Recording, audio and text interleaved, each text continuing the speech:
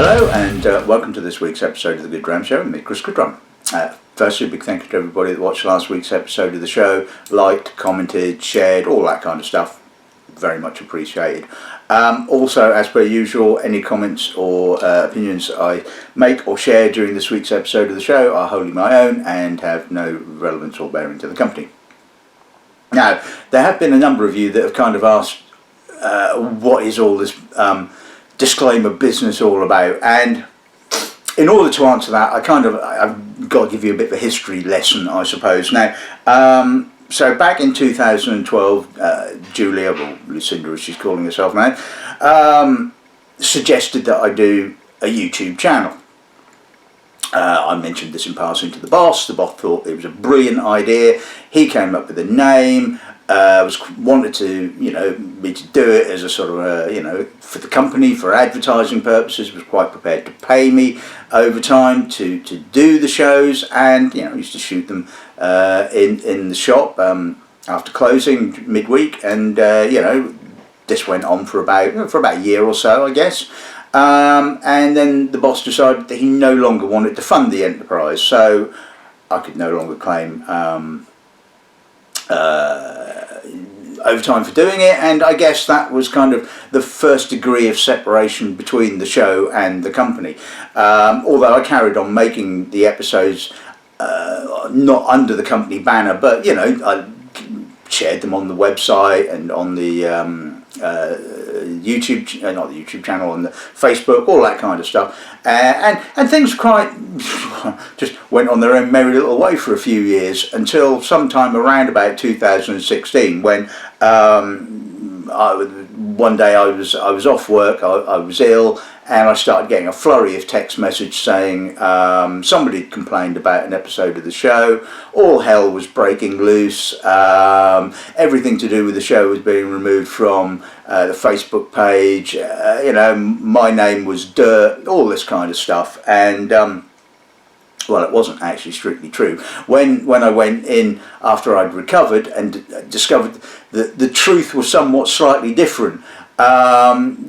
Someone hadn't actually complained. One of the distilleries had basically said that they couldn't share the video on their social media platform because of the suggestive imagery in the title page. Now, that seemed to be the big problem, which I rectified and realised that yes, it's probably not the cleverest thing to do. I mean, I was having a bit of fun, but if I wanted to be taken seriously, then I had to be viewable by all ages, shall we say. And okay, so I guess the company were well within their rights to basically say this imagery isn't the sort of imagery that we like to portray either. So yeah, okay, separation, second degree of separation, shall we say.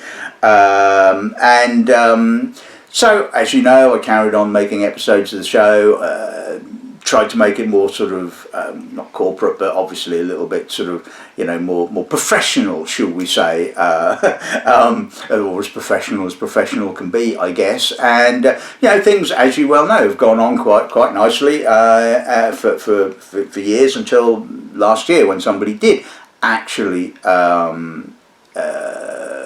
was upset by one of my episodes of the show, or a couple of the episodes, and did indeed complain. And again, all hell breaks loose.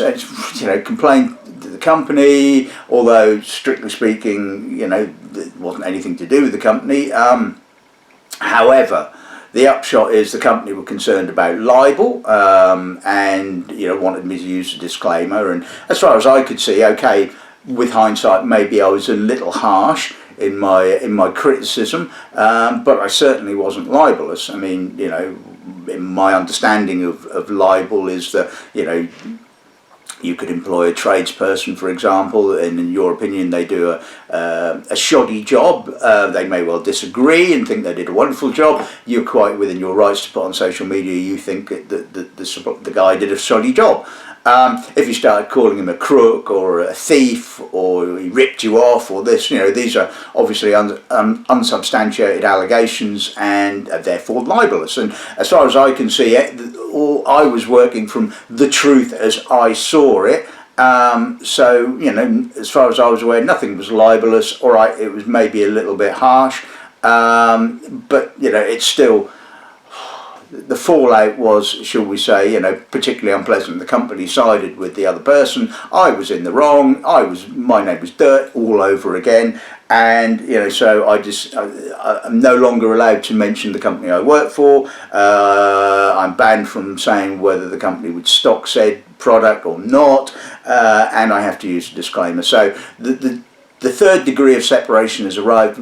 That there is no link between this episode of the show and the company I work for. So anything I say and do is on my own head, and that's how it should be. It's it's my comments have got nothing to do with my workplace whatsoever.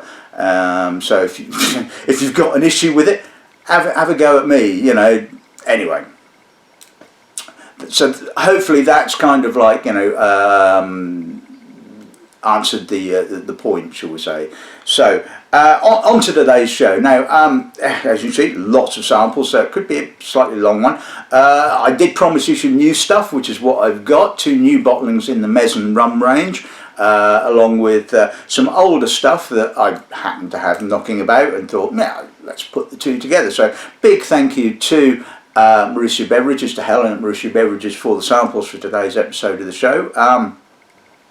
As you know, I've done episodes of the show in the past, at least done one, and I've always been a big fan of the range.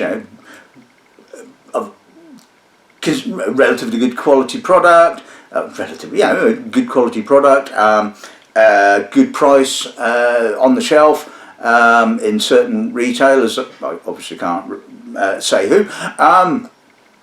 So lots of things to like about the Mezan range.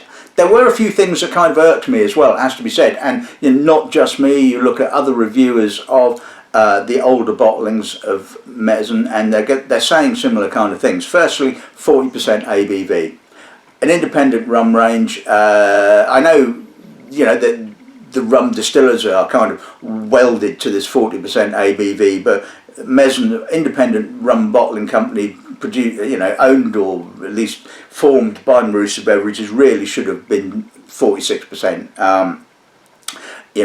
Because obviously 40% chill filtration, we're not sort of, when you're saying natural kind of product, you're sort of pushing the boundaries a little bit there. Second thing that irked me was, although they were vintage dated, there was no bottling date ever on the bottle, and so you're looking at it and go, okay, so it's distilled in 2005. I haven't got a clue when it's bottled. I've got no idea how old this is. Okay, you can argue not a huge issue at the end of the day, but just another little irk. Third thing was the plastic screw cap. Again, for a quality product, obviously not premium price, I hate that terminology anyway, but for a quality product, it made it look a bit cheap, really, to be fair. Thankfully, all those issues seem to have been addressed, whether Mauricio or Mezan kind of took those kind of criticisms on board. So now we're all bottling at 46%. We're non-chill filtration. They're making a big deal about, this is a completely natural product. They're being open. On the back label, you've got, pretty much all the information you want, what the still was, when the date of distillation, the date of bottling, how long it was aged in situ, how long it was aged in Europe. The weird thing is now that they seem to no longer be telling you what distillery they came from, which is a bit strange. I can't remember off the top of my head whether the older bottlings had it on the label or whether I was just told this is where they came from. But there doesn't seem to be that seems to have disappeared now. Also, you'll note that the screw cap is gone and it's now sort of, I think it's a cork. It certainly looks like a cork, so it looks more of a premium product. The price has gone up a little bit obviously over the years, but it certainly now, to me, looks a business. And anyway, so that's all those kind of issues I think have now been addressed. So now we're going to just sort of like, I'm just going to sort of stop waffling because I think I've waffled enough and I'm getting a bit dry, so I need to drink. So let's have a little break. Right. Okay, so we're going to kick off with the first of the two new releases in the range. This is a 2010 distilled 10-year-old Dominican Republic. Now, like I said, it doesn't say where in the Dominican Republic it's distilled. All I know is it's distilled on a column still. It could be from Brugal, Bermudez, Barcelo possibly. I couldn't tell you. I don't know those other three rum producers particularly well enough to hazard a guess, so we'll just have to sort of leave it as is. For second bottling we're looking at is the first of the older bottlings that I've got released. This was bottled in I believe 2011, distilled in 2000, so probably 10 years old, and it is a Hampton Jamaican.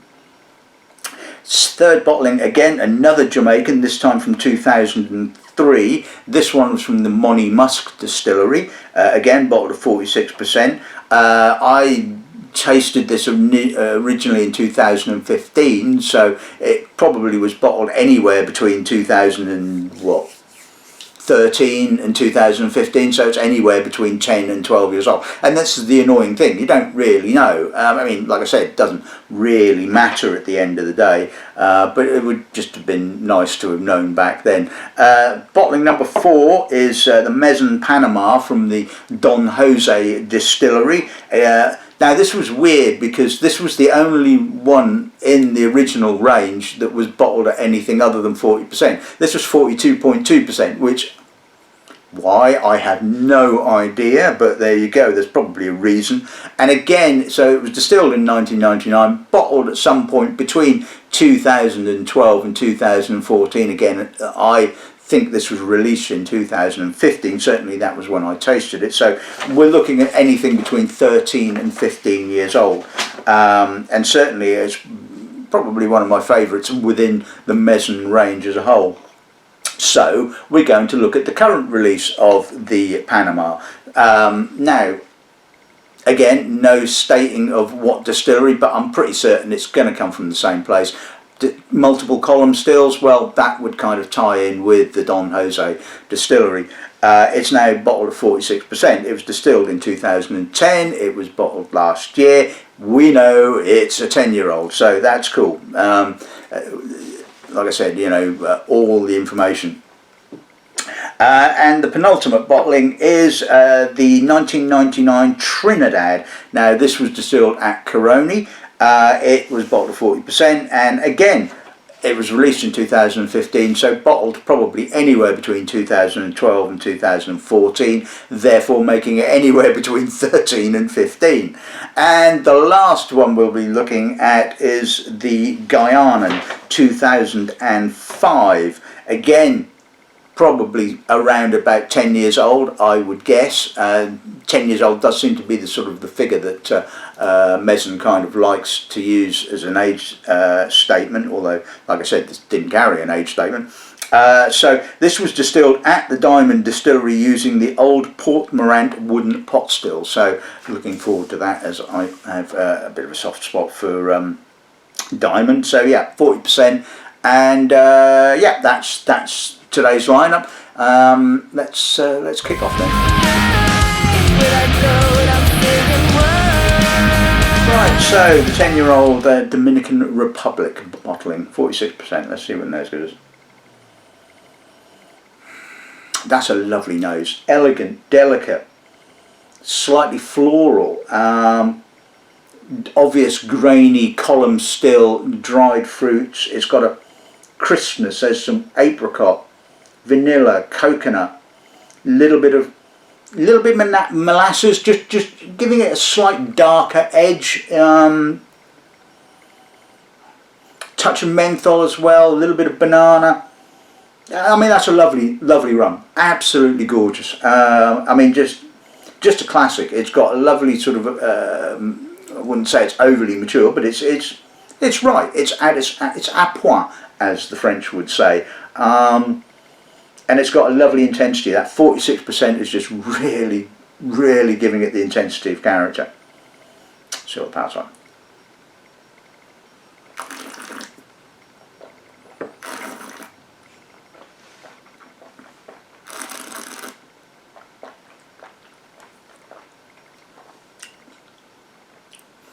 Palate is a little fuller, a little bit more honeyed. Again, that 46%, good punch, good intensity on the mid palate. Vanilla, slightly tropical fruit, apricot, wood spice. That's the thing, you know, I've often noticed with that sort of extra, the alcohol, certainly when the alcohol is sort of 46% and above, it seems to really bring out the wood spices. Again, a little bit of darker dried fruit, a little bit of molasses kind of coming through on the finish, but really elegant overall, delicate, but with a good presence, a good sort of depth, and I can't remember. I don't know what this is retailing for at the moment. Probably mid-40s, I would guess, which I think is certainly a fair price, and I think that's really good. Right, okay, so let's move on to the 2000 Hampton, so possibly 10-year-old, I would guess, 40%. Okay, so yep, it's a Hampton. It's got that Hampton funk. It's pungent, it's estery, it's big, it's bold, it's kind of in your face, camphor, menthol, touch of caster sugar, a little bit of oak.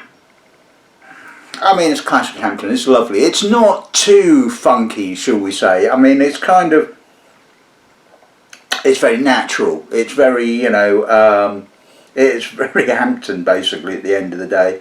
But it's not sort of too Hampton, shall we say. That's probably a good tasting note. It's Hampton, but not too Hampton.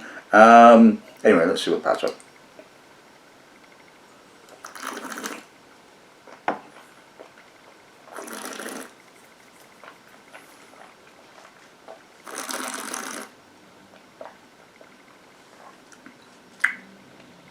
Light, oily, almost delicate for a Hampton, it has to be said. Camphor, vegetal, dried fruits. Yes, there's that sort of funkiness, almost kind of agricole, weird, funky, kind of herbally character. Mainly relegated to the finish in actual fact. You can tell that's 40%. It kind of lacks the presence, shall we say, of the 46% bottling, but still, it's pleasant. Yeah, and so it's kind of like Hampton, but not too Hampton, as they say.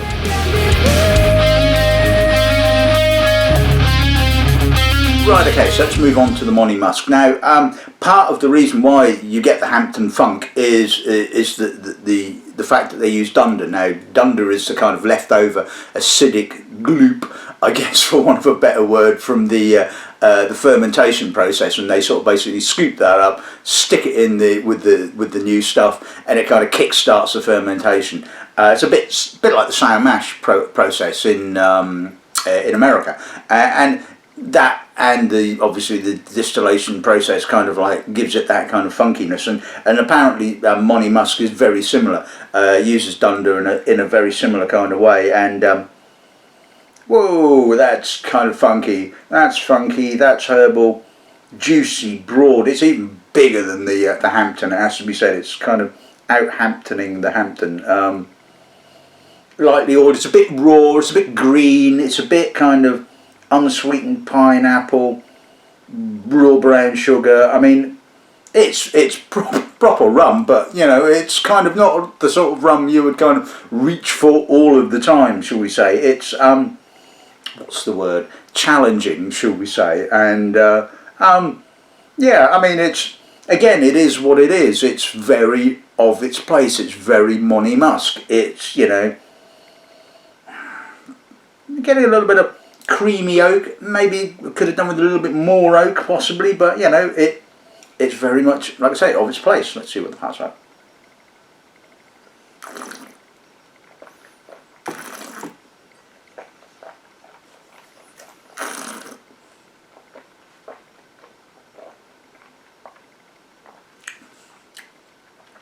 Funky, high toned, herbally,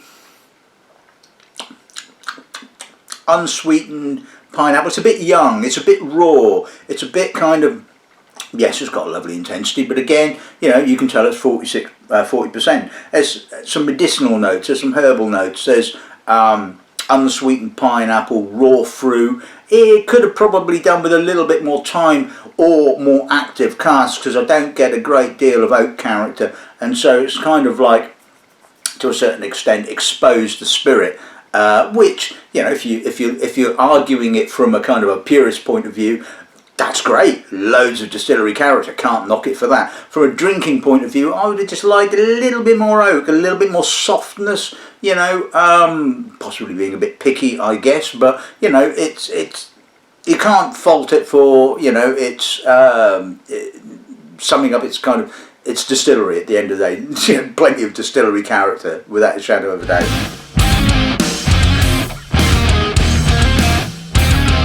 Right, okay, so let's move on to the 99 Mezan Panama. So bottled at 42.2. Okay, let's see what the nose gives us. Now that's lovely. That's definitely showing some maturity. I'm getting that kind of honey, nutty, high-toned, oaky, toasty oak. Definite graininess there. So we are talking column still. Touch of banana, burnt wood. Again, really nutty, really intense. Touch of demerara sugars. A whiff of smoke. I mean, this is stunning. I mean, absolutely stunning. And like I said, you know, the Don Jose, the Panama Mezan has always been my favourite, because it's just been so consistently good. I mean, this is just stunning, absolutely stunning. Really lovely maturity, bottled at the right time, fragrant. Oh, damn good. So, pals, right.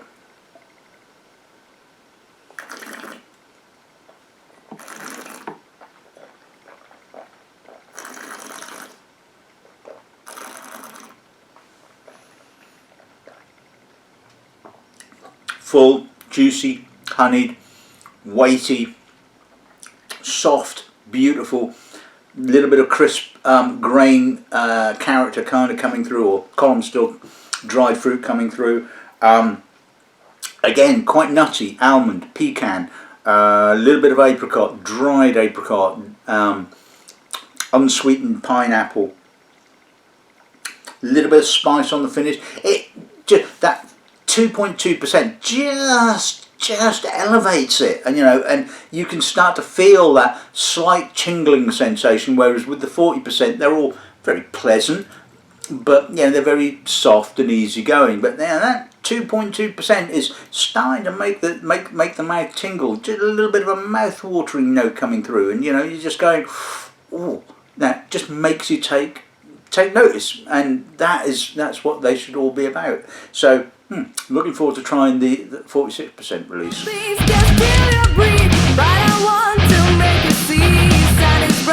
Okay, so let's move on to the 2010. So we know this is definitely 10 years old. We know this has spent 3 years in Panama, and then 7 years in, well, Europe. So I'm guessing France, possibly. Anyway, and we know it is 46%. Right, first off, more intensity. Yep, it's younger. It's still got that honeyed note. There's a little bit more emphasis on the almost agricole herbalness. Again, dried fruit, apricot, pineapple. Obviously not as mature. You can tell that from the word go, but touch of cane sugar. It's got more intensity. You know, that 46% is just giving it more intensity on the nose, and that's good. I mean, it is a good rum at the end of the day. Not quite as complex as the previous bottling, but I like that. Anyway, let's see what that's like.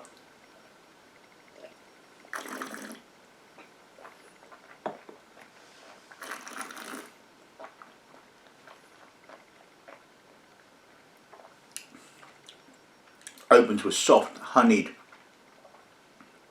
apricot, pineapple, bit of spice. You can feel that 46% kick in the finish, that spiciness. It's just kind of giving it that intensity, touch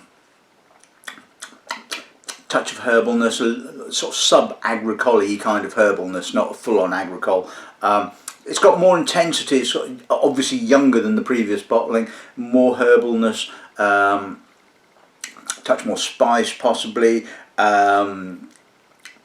lovely fruitiness, lovely honey character. I mean, that is a stunning bottling of rum. And I mean, I don't know what it's retailing for now. I would guess again, if that was $49.95, I think I'd be quite happy. But I guess it's probably moving slightly above that now, because like I said, the Panama always did seem to be the slightly more expensive of the range. But you know, look out for it if it's available in your market, because that's right.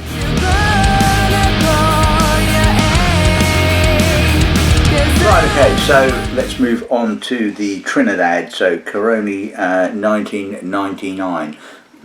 We'll party like 1999 then, shall we?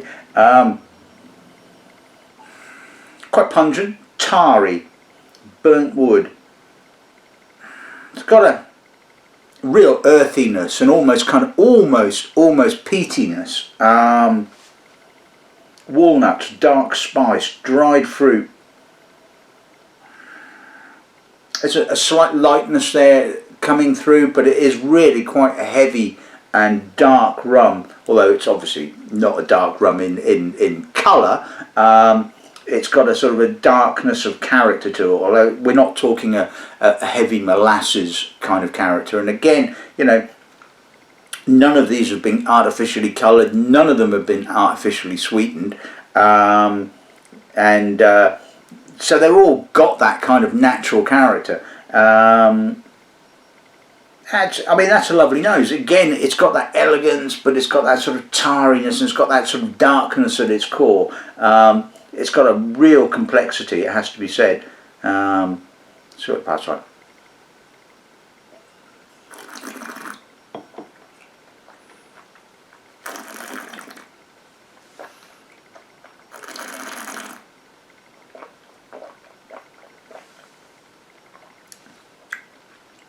The palate is a little sweeter. It's got that kind of pulped kind of agave kind of fruit note kind of happening, you know, pulped white fruit.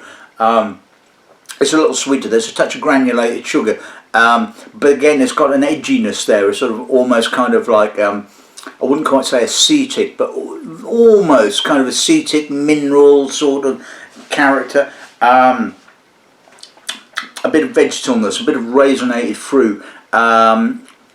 Not overly sweet, but sweeter than the nose. Touch of sugar, menthol on the finish. Again, you know, really classy and really intense. I would have loved to have seen that 46%. I mean, that would have probably been an absolute showstopper at 46%. Good at 40%, it has to be said. Certainly nothing wrong with that at all. A lovely rum, but I just imagine what that would have been like at 40%, 46% rather.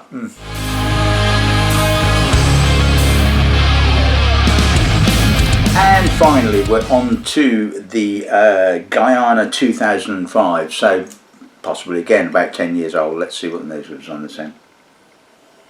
Really young, really green, estery. Pungent. I must admit, this is what I've found from the sort of the diamond bottlings that feature a lot of Port Morant, is that the wooden stills add a woodiness, although this doesn't have a great deal of woodiness, but they don't tend to remove an awful lot of the sulphury kind of notes. They're not as good at removing that character as, say, copper, and so you get this kind of greenness,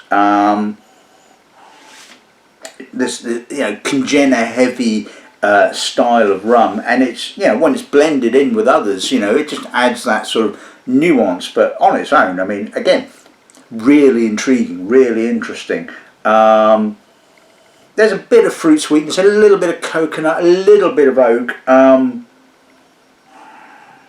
but it really does kind of showcase the wooden stills absolutely perfectly as far as I can see. So again, you know, a real product of not only of its distillery and of its place, but of its still exactly.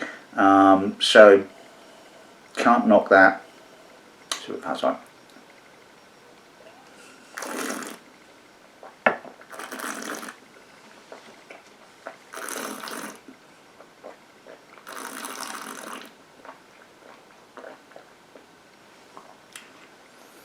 Again, the 40% lets it down. It's a little vague, a little watery. I mean, green fruit, yes, it's estery, or it has that sort of early estery kind of character. It's got that sort of herbal pungency, and there's an oiliness, a kind of almost terpenese kind of note there at the background. But again, because it's 40%, it's a little bit, you know,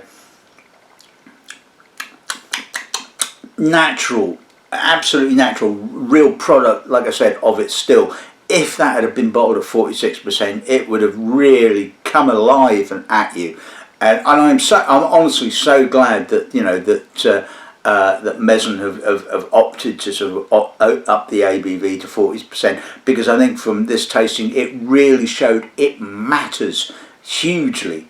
Not only because of the sort of like the extra intensity the alcohol brings, but obviously the non-need for filtration. And I think, you know, all of these 40% bottlings have suffered is the wrong word.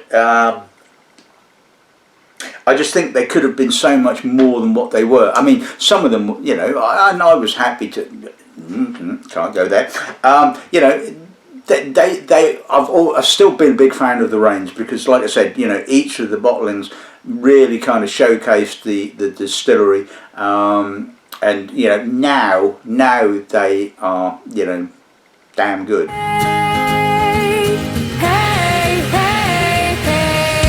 Right, okay, so let's quickly sum today's episode of the show. I hope you've enjoyed it. I think this has been stunning. I don't get the opportunity to do this sort of thing very often, you know, go back and retaste, and you know, it's lovely to kind of share these kind of things with you. And a big thank you to Marussia Beverages for putting up with my criticism and kindly continuing to send me the samples. A big thank you to Helen for bringing them. Yeah, I very much appreciated. Quickly go through them. The Dominican Republic, the 10-year-old, like I said, 46% bottling now, really shows, really has upped the quality level, and you know, I love that. I thought that was very good. The Hampton, yep, like I said, bit of a love-hate thing with Hampton. I love the character of it, but you know, it's a very difficult sell, certainly when it's full-on Hampton. This was kind of Hampton light, you know, and you could get away with that, I suppose. The Monymusk, again, you know, real sort of character, you know, not a rum you'd probably opt to drink all of the time, but certainly worth looking at, and really intriguing. Great rum. The Panama, the 99 Panama, probably the star of the show. Like I said, always been my favourite, always been really good. And I suppose kind of like with a lot of independents back then, you could bottle older spirit, more impressive, all that kind of stuff. The 2010, the current release is good. You know, it wins in certain circumstances because of the extra ABV, the greater intensity, lessened by the fact that it's not quite so old, it's younger, but still a really very good rum. The Trinidad, yeah, Caroni, classic Caroni, again, sort of had that sort of slight tarry kind of pungency, you know, and you know, obviously the distillery no longer exists, and it's a real shame that it doesn't actually exist. But you know, that's life at the end of the day, isn't it? And the Guyana, and like I said, I mean, if you can find a bottle of that, then you know, like I said, it really does showcase how the wooden stills affect the spirit. I mean, you know, it's stunning, you know, in that kind of, you know, geeky kind of interest. But from a drinkable point of view, yeah, it had its issues. It was a bit young, it was a bit raw, it was a bit but you know, it kind of comes down to, I suppose, why do you drink rum? Why do you drink a spirit? Do you drink it to sort of enjoy it? Well, I mean, I know that's a bit of a stupid thing to say, but you know, do you drink it purely just to enjoy the fact that it's a lovely drink, or do you sort of drink it because you want to look at it from a more technical angle? You want to know what the distillery is like. You want to know the distillery character. You might not want to drink it all of the time, but you know, you're kind of curious about the style. So, and in that instance, like I said, from a technical angle, absolutely spot on, brilliant. From a drinkability angle, well, yeah, I'd probably drink the Panama at the end of the day. So, so yeah, that's this week's episode of the show in the bag. Like I said, I'm hoping to roll out further episodes of the show that contain more new stuff. Believe me, I've got some cracking episodes lined up. I'm just waiting for them all the bits to fall into place. But until then, all that's left to say is I hope you've enjoyed this week's episode of the show. Good afternoon and good dramming.